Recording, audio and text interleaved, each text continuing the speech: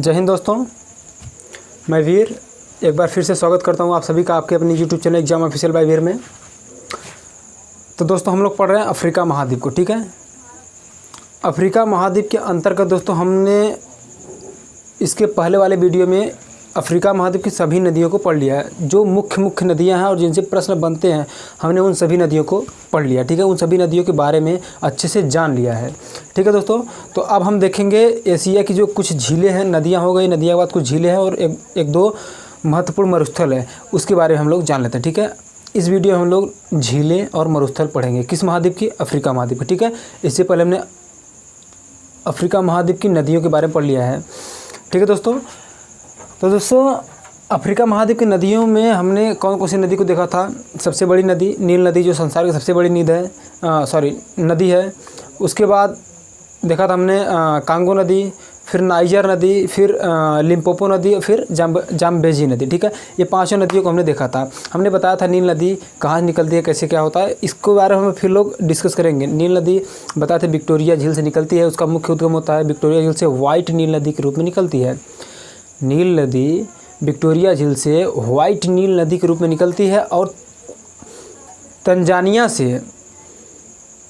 में एक टाना झील है, उस टाना झील से निकलती है ब्लू नील नदी। और ये वाइट नील नदी, ब्लू नील नदी जहाँ पर मिलते हैं, कहाँ मिलते हैं? सूडान की राजधानी खार्तूम में।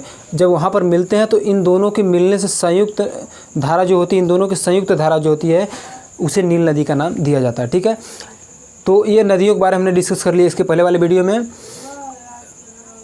नदियों वाला जो वीडियो, उसका लिंक मैं इसके डिस्क्रिप्शन में दे दूंगा, इस वीडियो को डिस्क्रिप्शन में दे दूंगा। उसके बाद अफ्रीका महाद्वीप की पहली वीडियो का भी दूंगा और एशिया महाद्वीप की तकरीबन 5 या 6 लेक्चर हमने पढ़ा है, 6 लेक्चर में समाप्त किया है। तो एशिया महाद्वीप के सभी लेक्चर का लिंक इस डिस्क्रिप्शन में हम दे देंगे। ठीक है दोस्तों, ओके, तो चलिए आज का सेशन हम लोग शुरू करते हैं। तो दोस्तों आज हम लोग पढ़ेंगे सबसे पहले झील को। क्या? सबसे पहले हम लोग पढ़ेंगे, चैप्टर होगा, हेडिंग होगा झील। ठीक है, क्या होगा? झील। तो झील में कौन कौन सी झील है उसको देखते हैं सबसे पहले। ठीक है, सबसे पहला झील है विक्टोरिया झील। सबसे पहला और सबसे मुख्य झील क्या दोस्तों? विक्टोरिया झील। विक्टोरिया झील के बारे में हमने बताया था दोस्तों कि यह 0 अंश अक्षांश पर स्थित है। ठीक है, या फिर यह कह सकते हैं कि विक्टोरिया झील से ही विषुवत रेखा या भूमध्य रेखा या 0 अंश अक्षांश रेखा होकर गुजरती है। ठीक है, ध्यान दीजिएगा, क्रिएटिव बनिए और यहाँ पर क्वेश्चन का निर्माण कीजिए, क्वेश्चन क्रिएट करिए। नहीं हो रहा है फिर भी ज़बरदस्ती क्रिएट करिए, जितना भी हो सकता है उतना क्वेश्चन क्रिएट कर लीजिए आप लोग। फिर उसके बाद एग्ज़ाम में ऐसा कोई क्वेश्चन नहीं होगा जिससे कि आप लोग न कर सके। देखिए दोस्तों, जो भूगोल सब विषय है, भूगोल विषय से हर परीक्षा में भूगोल विषय से सबसे ज़्यादा प्रश्न पूछे जाते हैं। लगभग सभी परीक्षाओं में भूगोल से सर्वाधिक प्रश्न रहते हैं। ठीक है, उसके बाद संविधान से रहता है, तो भूगोल को कम करके मत आकिएगा, भूगोल के हर एक पार्ट से आता है। हमने एक भूगोल का परिचय नामक वीडियो बना था, उसका भी लिंक डिस्क्रिप्शन में दे दूंगा। उसमें हमने बताया कि क्या क्या पढ़ना है, कौन कौन सा चैप्टर पढ़ना है, कौन कौन सा भूगोल पढ़ना है। हमने बताया था विश्व भूगोल, भारतीय भूगोल, विश्व भूगोल के तहत क्या पढ़ना है और भारतीय भूगोल के तहत क्या पढ़ना है, ये सभी चीज़ें हमने भूगोल के एक परिचय वाले वीडियो में दे दिया है, उसका लिंक मैंने डिस्क्रिप्शन में दे दूंगा। ठीक है, तो चलिए पहले आज समझ लेते हैं हम लोग झील और मरुस्थल को। ठीक है, तो हेडिंग डाल लीजिएगा झील। ठीक है, तो झील के तहत सबसे पहला झील देखेंगे हम लोग विक्टोरिया झील। हमने बताया दोस्तों कि विक्टोरिया झील की अवस्थी देखिए यही है। ठीक है, ये क्या है? विक्टोरिया झील है। कहाँ पर है दोस्तों? कहाँ पर है? विषुवत रेखा पर, या फिर कह सकते हैं कि इस विक्टोरिया झील से ही 0 अक्षांश रेखा या भूमध्य रेखा या फिर विषुवत रेखा होकर गुजरती है। ठीक है दोस्तों, यहाँ पर हमने लिखा है कि अफ्रीका महाद्वीप में ठीक विषुवत रेखा पर है। क्या है? विक्टोरिया झील। यह केन्या एवं युगांडा के बीच में है। ठीक है, केन्या एवं युगांडा के बीच में है। ठीक है दोस्तों, ये जो देश है ऊपर युगांडा है। ठीक है, ध्यान दीजिएगा, उत्तर की तरफ युगांडा है, नीचे की तरफ क्या है? केन्या है। तो दोस्तों पूछता भी है, ध्यान दीजिएगा, पूछता है कि जो पहले तो ऐसे पूछेगा कि जो विक्टोरिया झील है किन 2 देशों के बीच में है। 4 ऑप्शन दे देगा, Kenya, Uganda, Somalia, Tanzania, Ethiopia, कुछ भी दे देगा। इनमें से कोई नहीं, 4 ऑप्शन रहेगा तो उसमें से आपको सर्च करना होगा, ढूंढना होगा। तो किसके बीच में है दोस्तों, ये ध्यान दीजिएगा, युगांडा और केन्या के बीच में क्या है, विक्टोरिया झील। ठीक है, ओके। अब दोस्तों हम लोग देख लेते हैं, फिर इसके आगे फैक्ट्स को देख लेते हैं। नील नदी का उद्गम, अर्थात विक्टोरिया झील से ही नील नदी की मुख्य धारा का उद्गम होता है। ओके, ये चीज़ हमने बता दिया। अगला पॉइंट दोस्तों कि विक्टोरिया झील के दक्षिण में टंगनिका झील भी है। ठीक है, विक्टोरिया झील के ठीक दक्षिण में क्या है, एक टंगनिका भी झील भी, जहाँ है तुर्कान के आसपास। ठीक है, हाँ तुर्कान में है, ये देखिए तुर्कान के आसपास ही क्या है, एक टंगनिका झील है। कौन सा झील, हाँ टंगनिका। ठीक है, कहाँ है, तुर्कान में। यहाँ पर देखिए हमने इसका डिस्क्राइब किया है टंगनिका झील का, देख रहे हैं ना। तो ये जो टंगनिका झील है, टंगनिका झील 4 देश से सीमा बनाती है। इस पर हम आते हैं, अभी जान लेते हैं कि इसके दक्षिण में टंगनिका झील है। ठीक है दोस्तों, विक्टोरिया देश से 3 देश सीमा बनाते हैं, तंजानिया, युगांडा और केन्या। ठीक है, जो विक्टोरिया झील है यह 3 देशों के साथ सीमा बनाता है। युगांडा केन्या के बीच में स्थित है, लेकिन कौन कौन से देश से सीमा बनाता है, तो दोस्तों ये तो जाहिर सी बात है, अगर केन्या एवं युगांडा के बीच में है तो केन्या और युगांडा से टच होगा ही होगा, लेकिन इसके साथ ही साथ तंजानिया देश से भी टच होती है। किससे, तंजानिया से। ठीक है, थोड़ा सा तंजानिया से भी इसमें टच होता है, किसमें, विक्टोरिया झील में। अर्थात हम कह सकते हैं विक्टोरिया झील 3 देशों से सटा हुआ है, या फिर 3 देशों से सीमा बनाता है अफ्रीका महाद्वीप के। ठीक है, ओके। अब देख लेते हैं टंगनिका झील का, यहाँ पर जिक्र आया था तो टंगनिका झील को देख लेते हैं। टंगनिका ऐसे ही पूछेगा कि टंगनिका झील कहाँ है, किस झील के दक्षिण में है, विक्टोरिया झील के दक्षिण में है क्या, टंगनिका झील। ठीक है, टंगनिका झील कितने देशों से सीमा बनाती है, या फिर कितने देशों से सटा हुआ है, 4 देशों से सटा हुआ है। कौन कौन से देश से सटा हुआ है, तंजानिया, कांगो, बुरुंडी और जाम्बिया। ठीक है, तो कांगो तो यहाँ है। ठीक है, ठीक है, तो कांगो गणराज्य जो है वो बहुत ही ज़्यादा फैला है। हालांकि हमने बताया था जो कांगो है, कांगो में एक नदी बहती है, कांगो नदी। ठीक है, कांगो गणराज्य में, तो वह पूरे कांगो में फैली हुई। तो कांगो जो कांगो गणराज्य है, कांगो बड़ी देश है। ठीक है, तो कांगो, उसके बाद किसमें, तंजानिया, बुरुंडी और जाम्बिया। बुरुंडी, जाम्बिया ये उसकी अवस्थिति यहाँ पर है। ठीक है, तो यहाँ पर अगर झील है, ये मान लीजिए विक्टोरिया झील है, अगर उसके दक्षिण में टंगनिका झील है, तो ये जो टंगनिका है इससे भी टच होती है, कांगो से भी, तंजानिया से भी, उसके बाद बुरुंडी से और जाम्बिया से। कितने देश, 4 देशों से। तो दोस्तों यहाँ पर प्रश्न पुटअप होगा कि टंगनिका झील कितने देश से सीमा बनाता है, 2, 4, 6, 8, कुछ भी ऑप्शन दे सकता है। फिर उसके बाद विक्टोरिया झील के भी बारे में ऐसे ही प्रश्न पूछेगा, विक्टोरिया झील कितने देशों से सीमा बनाता है। फिर पूछेगा कि कितने देशों से निम्नलिखित में से किस देश से टंगनिका झील सीमा नहीं बनाता है। 4 ऑप्शन दे देगा, एक डिफरेंट कर देगा, तो उसको चुनना होगा। जब आपको पता रहेगा तभी ना चुन पाएंगे आप। तो इसलिए आप लोग एक एक देश को, एक एक पॉइंट को नोट करते जाइएगा और नोटिस करते जाइएगा। हालांकि इसका PDF हम बना रहे हैं, PDF बना के भी PDF देंगे। ठीक है, PDF अगर जिसको चाहिए वह इस नंबर पर केवल PDF लिख देगा, 7897725926। इस नंबर पर व्हाट्सअप करके सीधे लिखेगा सिर्फ PDF। क्या, PDF। अगर अफ्रीका का चाहिए तो अफ्रीका, एशिया का चाहिए तो Asia, PDF Asia, PDF Africa, PDF Europe, ऐसे करके लिख देंगे तो हम आपको प्रोवाइड करा देंगे। ठीक है दोस्तों, ओके ठीक है। तो यहाँ पर बात कर लिया हम लोगों ने टंगनिका झील का। एक झील और है यहाँ पर, नासिर झील। नासिर झील कहाँ है दोस्तों, नील नदी पर कहाँ है, मिस्र में। यह कृत्रिम झील है, नील नदी यहाँ से निकलती है। ठीक है दोस्तों, तो यहाँ पर मिस्र में एक झील है टंगनिका, क्या, सॉरी नासिर झील। क्या, नासिर झील। यह झील किस नदी पर है, नील नदी पर ही है। ध्यान दीजिएगा, नील नदी पर ही मिस्र झील है, सॉरी नासिर झील है। और नील नदी पर ही आसवान बांध बनाया गया है। कहाँ बनाया गया है, मिस्र में ही। ठीक है, अर्थात हम कह सकते हैं कि नील नदी पर मिस्र में ही आसवान बांध भी बनाया गया है और नासिर झील भी है। ठीक है, कहाँ, मिस्र में। किस नदी पर, नील नदी पर। ओके, पॉइंट को नोट करते जाइएगा दोस्तों। ठीक है, ओके। और ये जो झील है आपका नासिर झील, यह एक कृत्रिम झील है। कृत्रिम झील अर्थात मानव द्वारा बनाया गया, इसका निर्माण मानवों के द्वारा हुआ है, अर्थात हमने इसका निर्माण किया है, अर्थात हम मनुष्य ने इसका निर्माण मनुष्य के द्वारा हुआ है। किसका, नासिर झील का। ओके दोस्तों, 3 झील हमने देख लिया, विक्टोरिया झील, नासिर झील और टंगनिका झील। अगला झील देख लेते हैं मलावी झील, ठीक है, क्या मलावी झील। अब दोस्तों मलावी झील कितने देश से सीमा बनाती है? 3 देश से। किससे? तंजानिया, मलावी और मोजाम्बिक। अर्थात जो मलावी देश है उसी देश से सीमा यहाँ पर बनाती है। कौन सी झील? मलावी झील। तो ये जो मलावी झील है तो मलावी देश से, तंजानिया से और मोजाम्बिक से सीमा बनाती है। दोस्तों ये है मोजाम्बिक, यह है तंजानिया और इधर आपका पड़ जाएगा मलावी, ठीक है। तो इन्हीं के बीच में ये है, ठीक है, ठीक है, क्या है? मलावी झील, ठीक है। मलावी झील 3 देश से सीमा बनाती है। कौन कौन से? तंजानिया, मोजाम्बिक और मलावी, ठीक है। कौन सा झील? मलावी 3 देश से सीमा बनाता है। क्वेश्चन पुटअप करेगा, भूलिएगा नहीं, नोट करके लिख लीजिए और इसका एक सुव्यवस्थित नोट भी बना लीजिए, ठीक है। जो हम पढ़ा रहे हैं, जो बता रहे हैं, उसका एक सुव्यवस्थित नोट बना लीजिए, ठीक है। ये वीडियो हमेशा पढ़ा रहेगा, आजीवन पढ़ा रहेगा, चाहे आप पढ़िए चाहे कोई और पढ़े, ठीक है दोस्तों।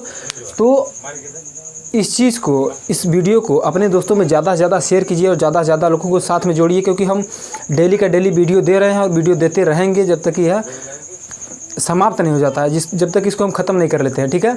दोस्तों बन रहिए साथ में, आगे देखते हैं। अगला है पॉइंट कि दोस्तों तुर्कान झील केन्या में स्थित है। केन्या, युगांडा ये सब यहीं है, यहीं पर है, ठीक है। यहाँ पर हमने बताया केन्या की स्थिति यहाँ पर है। ये जो 0 अक्षांश रेखा उसके दक्षिण में केन्या की स्थिति। तो केन्या में एक झील है, उसका नाम क्या है? तुर्कान झील। यहाँ पर हमने तुर्कान लिखा था ना दोस्तों, तुर्कान लिखा था पहले। तो वो जो तुर्कान झील है वो कहाँ पर है? केन्या देश में है। एक झील है टाना झील, कहाँ है? इथियोपिया में। टाना झील, टाना झील के बारे में मेन फैक्ट जान लीजिए कि टाना झील हमने बताया था कि कहाँ है? इथियोपिया में। इथियोपिया आपका ये यहाँ पर है, ठीक है। तो यहाँ जो है टाना झील है, इसी टाना झील से आपकी क्या निकलती है? ब्लू नील नदी। क्या? ब्लू नील नदी। और यही ब्लू नील नदी कहाँ मिलती है? दक्षिण सूडान की राजधानी खार्तूम में। सूडान की राजधानी खार्तूम में मिलती है। और इसके बाद इसकी ये नील नदी, ब्लू नील नदी है, वाइट नील नदी आकर मिलती है। तो इसकी संयुक्त धारा क्या कहते हैं? नील नदी। और नील नदी कहाँ जा गिरती है? भूमध्य सागर में अपना मुहाना बनाती है, ठीक है दोस्तों। ओके, अब देख लेते हैं चाड झील। चाड झील कहाँ है? चाड देश में है। चाड एक देश है, चाड देश की अवस्थिति यहाँ पर है, ठीक है। चाड देश की अवस्थिति यहीं पर है, ठीक है। ध्यान से देख लीजिएगा अवस्थिति कहाँ है, क्योंकि अवस्थिति बहुत ही ज़्यादा ज़रूरी है। इसलिए हम मैप का सहारा ले रहे हैं, मैप के थ्रू बता रहे हैं, मैप की सहायता से बता रहे हैं, ताकि आप लोगों के दिमाग में हमेशा बना रहे, ठीक है, जो चीज़ें हम बता रहे हैं। तो ये है चाड। तो इसी चाड देश में कौन सी झील है? चाड झील। ओके, अगला देख लेते हैं। ये जो चाड झील है, सहारा मरुस्थल है ना, सहारा मरुस्थल के मध्य में स्थित है। सहारा मरुस्थल की अवस्थिति जो है पूरी अफ्रीका में, उत्तरी अफ्रीका में, ये पूरा यहाँ से यहाँ तक फैला हुआ है। क्या आपका? सहारा मरुस्थल। सहारा मरुस्थल कई देशों में विस्तृत है, इसीलिए यह संसार का, न सिर्फ अफ्रीका महाद्वीप का, बल्कि संसार का सबसे बड़ा मरुस्थल भी है। दोस्तों पूछता है कि सहारा मरुस्थल किस महाद्वीप में स्थित है? महाद्वीप कितने हैं? 7। हालांकि अभी वर्तमान में एक और द्वीप की खोज हो चुकी है जिसका नाम है जीलैंडिया। क्या? जीलैंडिया।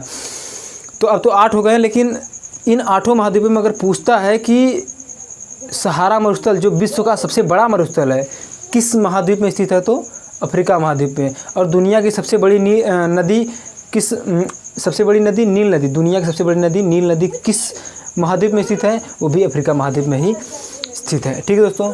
अब आ जाते हैं हम लोग मरुस्थल पर, ठीक है। तो मरुस्थल में है दोस्तों कि सहारा मरुस्थल। सबसे पहले सहारा मरुस्थल के बारे में देखते हैं। सहारा मरुस्थल सबसे बड़ा है, दुनिया का सबसे बड़ा, अभी हमने बताया। तो सहारा मरुस्थल दोस्तों उत्तरी अफ्रीका में स्थित है। अर्थात हमने बताया ना दोस्तों, यहाँ से ले करके यहाँ तक फैला हुआ है। और एक देश का नाम भी पड़ गया है पश्चिमी सहारा, ठीक है। सहारा मरुस्थल इतना बड़ा है कि यहाँ एक पश्चिमी देश है, पश्चिमी देश का नाम पड़ गया है पश्चिमी सहारा। क्या? पश्चिमी सहारा। हमने जब पहला वीडियो बता रहा था, पहला वीडियो का जो होता है बेसिक होता है, जब मैं बेसिक बता रहा था तो उसमें बताया था कि जो गुजरती है 23.5 अक्षांश, वो सबसे पहले पश्चिमी सहारा देश से होकर गुजरती, फिर अल्जीरिया से होते हुए निकल जाती है, ठीक है। तो दोस्तों जो सहारा मरुस्थल है यह उत्तरी अफ्रीका में इसकी अवस्थिति अर्थात पूरे उत्तरी अफ्रीका में फैला हुआ है। दूसरा पॉइंट इसके बारे में है कि दोस्तों यह संसार का सबसे बड़ा मरुस्थल है, जो कि अभी अभी हमने आपको बताया, ठीक है। इसका तीसरा महत्वपूर्ण पॉइंट है कि दोस्तों इसमें पाए जाने वाले जो प्रमुख पशु है, अर्थात सहारा मरुस्थल में क्या पाया जाए, मरुस्थल में क्या पाए जाएंगे, अक्सर ऊँट ही पाए जाएंगे। तो सहारा मरुस्थल में पाए जाने वाला प्रमुख जीव क्या है, ऊँट है। ठीक है दोस्तों, ओके। अब हम लोग देखते हैं कालाहारी मरुस्थल को। ठीक है, कालाहारी मरुस्थल में भी कई कन्फ्यूजन रहते हैं कि कालाहारी लोग कहते हैं 2 ही देशों में फैला होता है, किसमें, दक्षिण अफ्रीका और बोत्सवाना में। ठीक है, लेकिन ऐसा नहीं है, यह नामीबिया में भी फैला हुआ है, अर्थात नामीबिया से भी हल्का सा टच होता है। ठीक है, नामीबिया से भी टच होता है। इस बात को नोट कीजिएगा कि जो कालाहारी मरुस्थल है कितने देशों में फैला हुआ है, 3 देशों में। कितने, 3 देशों में फैला हुआ है। देखिए क्वेश्चन दोस्तों पुटअप करेगा ही करेगा, कई बार कर चुका है और आने वाली परीक्षाओं में पुटअप करेगा। अब दोस्तों क्या है कि जो ट्रेडिशनल प्रश्न पूछे जाने का तरीका था उसको ट्रेंड बदल चुका है। अब विश्लेषण रूप से जब तक आप नहीं पढ़ेंगे, डीपली लेवल से नॉलेज आपको नहीं रहेगा, तब तक क्वेश्चन आप नहीं कर पाएंगे। इसलिए थोड़ा डीप चलिए और क्वेश्चन क्रिएट करिए, अपने से भी क्रिएट करने की कोशिश करिए। जितना हमसे क्रिएट होता है हम करते हैं, जो क्रिएट हो चुका है ऑलरेडी, जो पूछा जा चुका है उसको भी हम शामिल करके बताते चलते हैं, और हम कुछ अपने तरफ से भी क्रिएट करते हैं, और जो आप लोग क्रिएट कर सकते हो आप लोग भी क्रिएट करिए। ठीक है, ओके।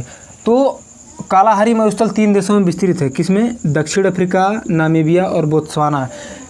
कहीं कहीं आपको मिलेगा कि यह सिर्फ दक्षिण अफ्रीका और बोत्सवाना में विस्तृत है, लेकिन दोस्तों ऐसा नहीं है, यह नामीबिया से भी टच होता है, अर्थात नामीबिया में भी इसका कुछ भाग है। किसका, कालाहारी मरुस्थल का।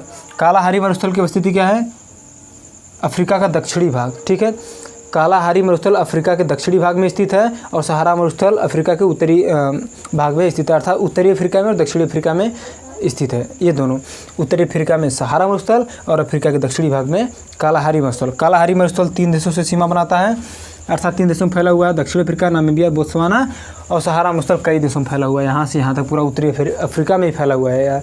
हालांकि इसके नाम, इस सहारा मरुस्थल के नाम पर इसका एक जो पश्चिमी देश, सबसे पश्चिमी देश है, उसका नाम ही पश्चिमी सहारा रख दिया गया है। ठीक है, ओके। ये हो गया कालाहारी मरुस्थल। ठीक है, हमने बताया दक्षिणी भाग में स्थित है और यह 3 देशों में विस्तृत है। कालाहारी मरुस्थल में पाया जाने वाला सबसे प्रमुख जीव क्या होता है दोस्तों, शुतुरमुर्ग। क्या होता है, शुतुरमुर्ग। अक्सर मरुस्थल में ऊँट पाए जाते हैं, ठीक है, क्योंकि रेगिस्तान होता है तो वहाँ पर ऊँट पाए जाते हैं, लेकिन कालाहारी मरुस्थल में जो पाया जाने वाला प्रमुख जीव है क्या है, शुतुरमुर्ग। ठीक है, ध्यान दीजिएगा, क्या है, शुतुरमुर्ग। ओके, अगला मरुस्थल है नुबियन मरुस्थल। क्या है, नुबियन मरुस्थल। यह कहाँ है, इसकी स्थिति कहाँ, उसको जान लेते हैं। इसकी स्थिति नील नदी और लाल सागर के मध्य में है। यहाँ पर हमने बनाया ना दोस्तों, ये वाला, ये हमने बनाया ना, तो ये है नुबियन मरुस्थल। ठीक है, क्या है, नुबियन मरुस्थल। कहाँ है, ये नील नदी जाती है, उसके बाद ये वाला यहाँ से, 1 मिनट बना देते हैं इसको हम, यहाँ आता है, फिर ऐसे होता है, ऐसे होता है। तो यहाँ पर हमने बताया था कि यह अदन की खाड़ी इधर हो जाएगा, यह है लाल सागर। ठीक है, क्या है, लाल सागर और अदन की खाड़ी वाब अल मंदेब जल संधि द्वारा जुड़े होते हैं। ठीक है, किसके द्वारा, वाब अल मंदेब जल संधि द्वारा जुड़े होते हैं। कौन कौन, लाल सागर और अदन की खाड़ी। ठीक है, तो ये जो लाल सागर है, लाल सागर और नील नदी के बीच में क्या है दोस्तों, नुबियन मरुस्थल है। क्या है, नुबियन मरुस्थल। ठीक है दोस्तों, ओके।